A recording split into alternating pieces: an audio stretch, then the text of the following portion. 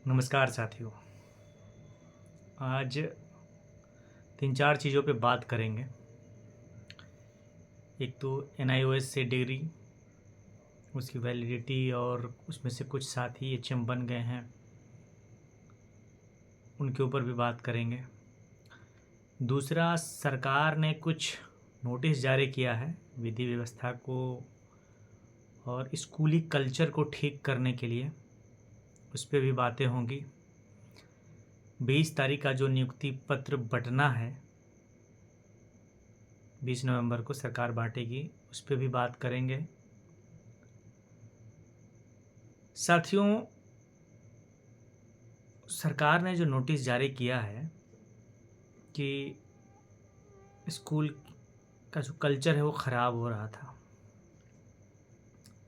School में आने के बाद टीचर्स लोग जैसे तैसे रहते थे, कुछ भी मोबाइल यूज़ कर रहे थे। तो उसने कहा है कि स्कूल में अब रील्स नहीं बनाएंगे। अब अगर कोई शिक्षक रील्स बनाते हुए पकड़े जाएंगे या पुख्ता प्रमाण मिलेगा तो उनकी नौकरी भी जा सकती है। डांस ड्रामा नहीं होगा। टीचर्स जो किसी फंक्शन में पार्टी वगैरह होती थी या फिर कार्यक्रम होता था उसमें डांस करते थे, वो सब अब नहीं होगा। बाकायदा इसका नोटिस जारी हुआ है। जो सरकारी शिक्षक हैं, जो सरकारी विद्यालयों में पढ़ा रहे हैं, वो निजी शिक्षण संस्थानों में नहीं पढ़ा पाएंगे। ये भी उस नोटिस में मेंशन है। और स्कूल टाइम में बच्चे निजी कोचिंग संस्थानों में नहीं पढ़ेंगे। अब स्कूल टाइम में बच्चे निजी कोचिंग संस्थानों में नहीं पढ़ेंगे, ये रुकेगा कैसे? ऑब्वियसली हेडमास्टर को जिम्मा दी गई है, स्कूल के प्रधानाध्यापक प्रिंसिपल को, लेकिन वो क्या करेंगे? उनके पास तो बच्चों को बुलाने का, कहीं कहीं बच्चे आते नहीं हैं। अब कुछ भी कर लीजिए, नहीं आएंगे। वैसी स्थिति में प्रिंसिपल क्या करेंगे? पाठक जी ने कहा था कि नाम काट के हटाइए वैसे बच्चों को जो नहीं आते स्कूल में। तो नाम काटने की जो प्रक्रिया थी उसको बंद कर दिया गया है। और एक जो विजन बना हुआ है गार्जियन का कि सरकारी स्कूल में पढ़ाई नहीं होती है इसलिए बच्चे को कोचिंग भेजते हैं, वो स्कूल टाइम में, ये एक कठिन टास्क दिया गया है। बच्चे नहीं जा पाएंगे, उनको आप रोकेंगे कैसे? खैर, आगे की चीज़ें हैं, ये आगे फिर देखा जाएगा क्या परिस्थितियां निकल कर के आती हैं। मामला है एक NIOS से DLED का मामला है। इस पे उस समय की जो एडिशनल सेक्रेटरी थी 2017 की, केंद्र सरकार की, उन्होंने एक लेटर जारी किया था कि जिन लोगों ने अब तक B.Ed नहीं किया है और सरकारी स्कूल में पढ़ा रहे हैं, उनको 2019 तक 31/3/2019 तक DLED जारी करने के लिए कहा था। बहुत सारे लोग DLED कर भी लिया 18 महीनों का, क्योंकि वो पढ़ा रहे थे प्राइवेट स्कूल में भी सरकारी स्कूल में भी, तो इसलिए उन लोग को 2 साल की बजाय 18 महीने का DLED कराया गया था। क्योंकि वो पढ़ा रहे थे तो उसका अनुभव 6 महीने का काउंट करते हुए और उनको 18 महीने में भी DLED कराया गया NIOS से। अभी जो बिहार में एग्ज़ाम हुआ है प्रिंसिपल का, यानी जो मिडिल स्कूल के हेडमास्टर साहब बनने के लिए, उसमें कई सारे DLED किए हुए शिक्षक साथी हैं जो चुने गए हैं मिडिल स्कूल के हेडमास्टर के रूप में, BPSC से चुने गए हैं।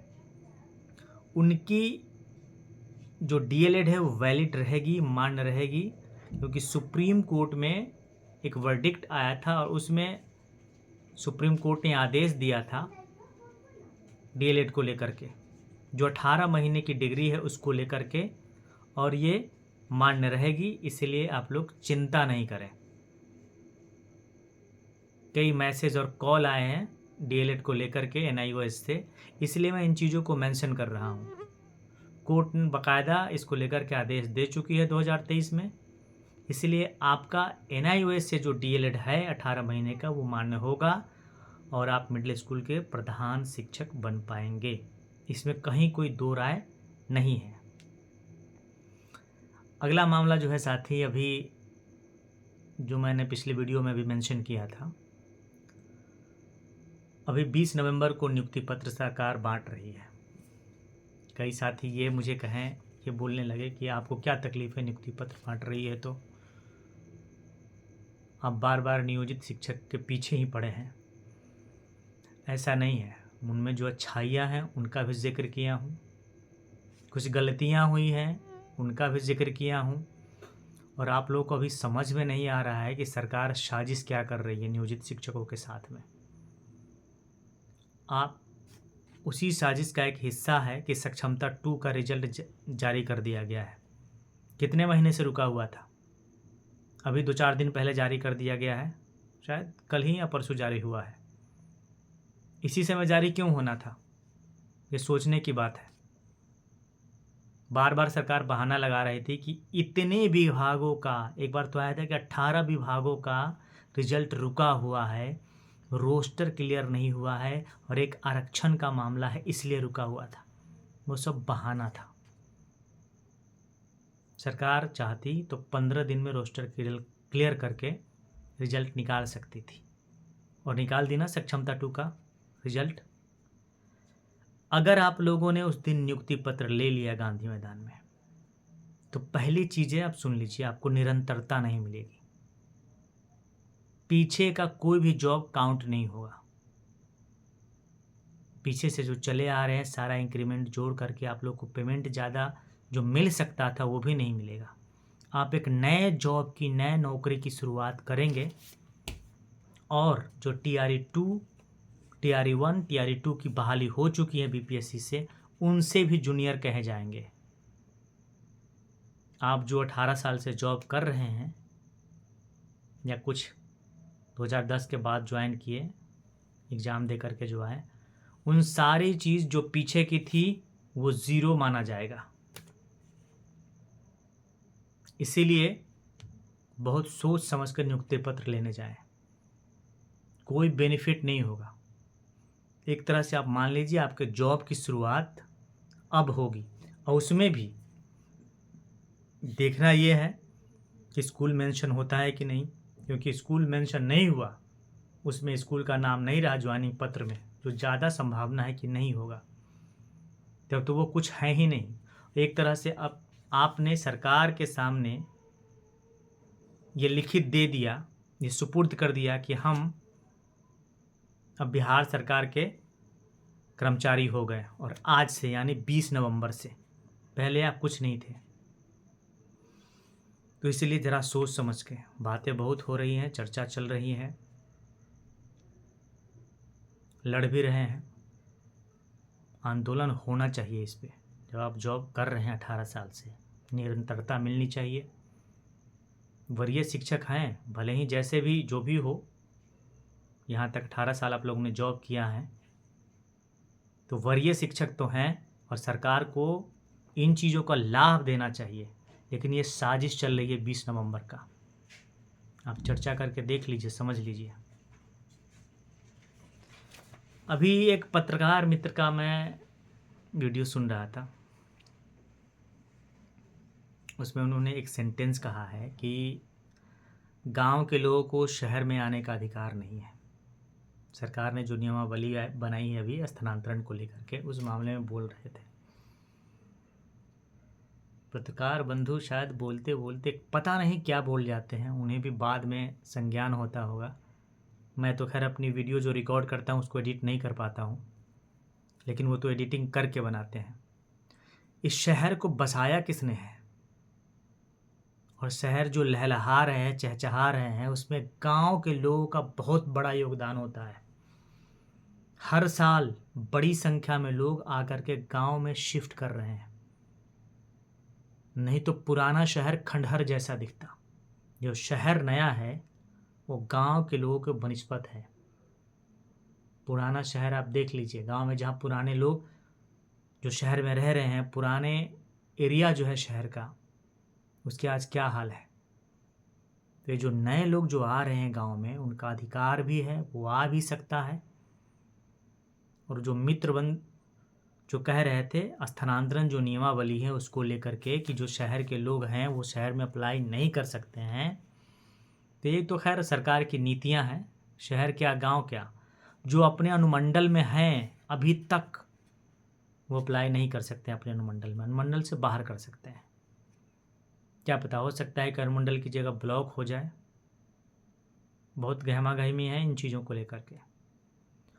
और कोर्ट में अब तक 4 से ज़्यादा केस हो चुके हैं, किसी का डेट अभी तक नहीं आया है कि पहली सुनवाई कब होगी, लेकिन 2-4 दिनों में डेट आ जाएगा बहुत सारे केस का।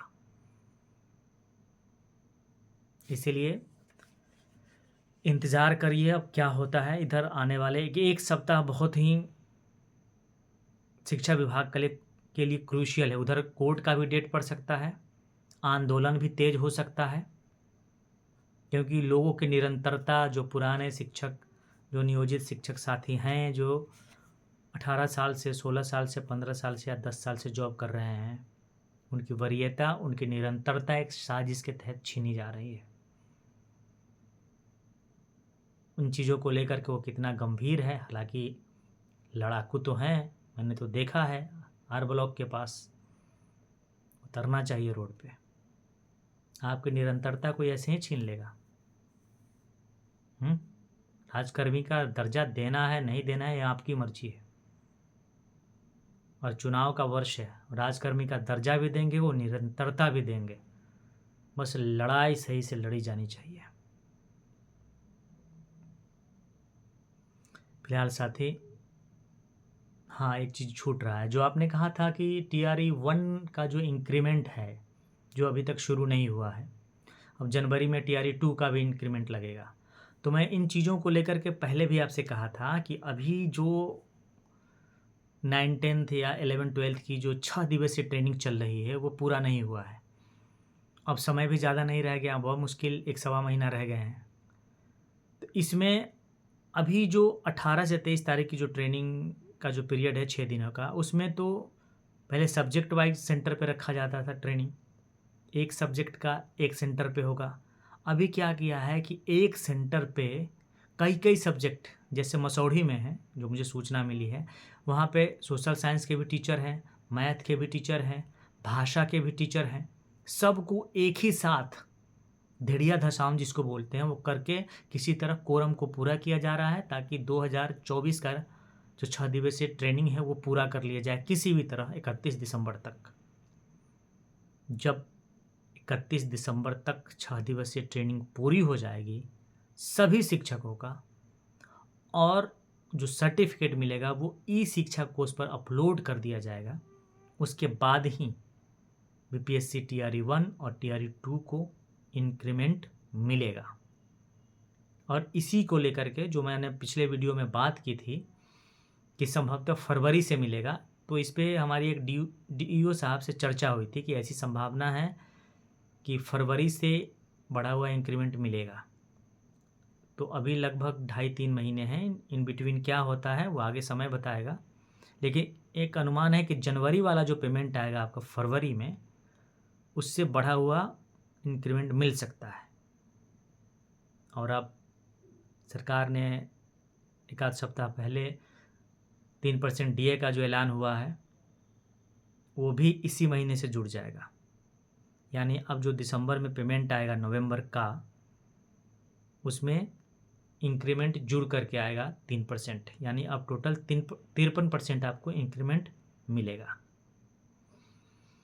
फिलहाल इतना ही साथी, और फिर आग्रह करूँगा, और एक चीज़ और सूचना देनी है लास्ट में कि मेरा व्हाट्सअप स्पैम कर दिया गया है, यानी कल शाम तक 6 बजे तक आप जो भी मैसेज करेंगे मैं आपका मैसेज देख नहीं पाऊँगा, रिप्लाई नहीं कर पाऊँगा। कल यानी 18 तारीख की शाम 6-7 बजे के बाद ही मैं आपका मैसेज रीड कर पाऊँगा। अभी मैं रात को लगभग 11:30 हो रहे हैं, इस समय वीडियो शूट कर रहा हूँ 17 तारीख की रात में। तो आपको रिप्लाई नहीं मिले व्हाट्सएप पे तो यूँ समझिए कि मैंने आपका मैसेज देखा नहीं है। और अंत में फिर आग्रह करूँगा, चैनल को लाइक करिए, सब्सक्राइब करिए, शेयर करिए, बीपीएससी शिक्षकों तक सभी साथी को एकजुट करने में मदद करें। लड़ाई लड़ेंगे पे लेवल का। पहले क्लियर करनी है कि हमारा प्रोबेशन पीरियड कब है, अभी तक क्लियर नहीं हो पाया है, क्योंकि इन चीज़ों को लेकर के डीईओ भी कंफ्यूज है। अभी मैं शिक्षा विभाग जा नहीं रहा हूँ ताकि एसीएस साहब से मैं पूछ सकूँ। लेटर हालांकि फरवरी 2024 में निकला था 1 साल का, लेकिन TRE 1 उससे पहले ज्वाइन किए हुए हैं। TRE 2 वाले साथी कुछ पहले ज्वाइन किए हैं, कुछ बाद में ज्वाइन किए हैं। तो इन चीज़ों को लेकर एक कन्फ्यूजन की स्थिति बनी हुई है। और पिछले अप्रैल में यानी लेटर निकलने के बाद जो 420 HM की बहाली हुई थी, उनमें से एक को सस्पेंड किया गया था और उनका 1 साल प्रोबेशन पीरियड और बढ़ा दिया गया था और वो 3 साल कर दिया गया था। उस लेटर को मैंने पढ़ा था। उस लेटर के अनुसार देखें तो अभी प्रोबेशन पीरियड 2 साल ही है, लेकिन कन्फ्यूजन की स्थिति बनी हुई है। अगर 2 साल प्रोबेशन पीरियड होगा तो पे लेवल की लड़ाई जो होगी वो प्रोबेशन पीरियड ख़त्म होने के बाद ही होगी। तब तक हमें समय भी है, समय भी मिलेगा, हम सारे साथी को एकजुट कर पाएंगे। और इसमें आपका सहयोग अहम होगा। आपके मोबाइल पे मैसेज जा रहा है जो दिशा निर्देश के अनुसार, आप उसको फॉलो करें। ज़रूरत पड़ी तो मुझसे बात कर सकते हैं। मैंने आपका अपना नंबर बताया हुआ है, मेरे नंबर से ही आपको मैसेज भी जाता है। जिन साथियों ने नंबर नोट नहीं किया है, नोट कर सकते हैं। और जो साथी मेरे ग्रुप में नहीं जुड़े हुए हैं, जो कम्युनिटी में नहीं जुड़े हुए हैं, वो डायरेक्ट मेरे मोबाइल नंबर 9470255684 पे मैसेज कर सकते हैं, आप जुड़ जाएंगे। धन्यवाद साथियों। मैं अशोक क्रांति।